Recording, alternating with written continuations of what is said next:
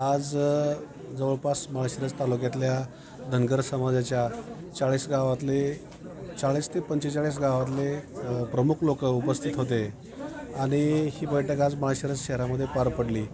तर धनगर समाजाच्या प्रमुख नेत्यांच्या बैठकीमध्ये एकच निर्णय झाला की मोहिते पाटील आणि उत्तमराव जानकर हे दोन एकमेकाचे विरोधक एकत्र आले आणि त्या एकत्र येण्यानं त्यांना असं वाटलं की माळशिरस तालुक्यामध्ये खूप मोठी एकत्र येण्यानं पोकळी निर्माण होईल, पण तसं न होता उलटं माळशिरस तालुक्यातली धनगर समाज आणि तालुक्यातला जो पश्चिम भागातला धनगर समाज आहे त्याच्यावर खरंच अन्याय झाला आहे।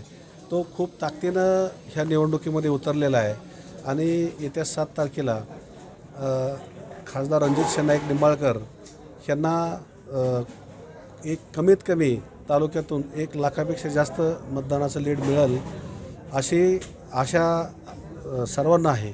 तर धनगर समाजाच्या सर्व गावातल्या नेत्यांनी पुढाऱ्यांनी त्या तालुक्यातले त्या माळशिरस तालुक्यातले जे काही धनगर समाजाचे प्रमुख गाव आहेत त्या गावाचे सरपंच असतील, डेप्युटी सरपंच असतील, पोलीस पाटील असेल, ह्या सर्व लोकांनी त्या गावातले गावगाड्यातले जे प्रमुख असतात त्या सर्व लोकांनी आज रणजित शनाईक निंबाळकर यांना पाठिंबा दिलेला आहे आणि त्यांचं खूप ताकदीनं काम करू असं सांगितलेलं आहे।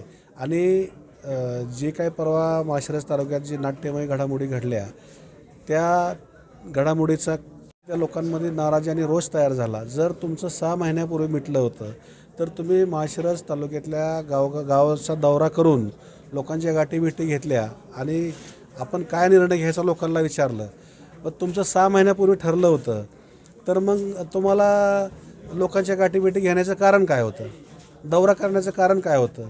म्हणजे घोर फसवणूक धनगर समाजाची आज या ठिकाणी काही मंडळींनी केलेले आहे।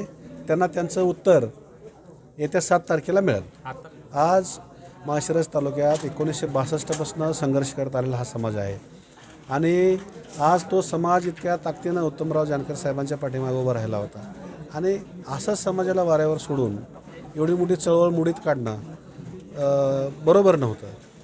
ह्या धनगर समाज हा प्रामाणिक समाज असतो, बाबडा समाज आहे आणि ह्या लोकांनी एवढा मोठा विश्वास टाकून जर आज त्यांच्या पाठीमागे खंबीरपणे उभं राहिले असतील आणि त्या लोकांचा विश्वासघात करून असं अचानक ज्या लोकांना 60 वर्षापासूनचा पारंपरिक विरोधक समजून विरोध करत आले त्या लोकांना अचानक त्यांचा हात सोडून राजकीय स्वार्थासाठी जर असं जाणं बरोबर नाही।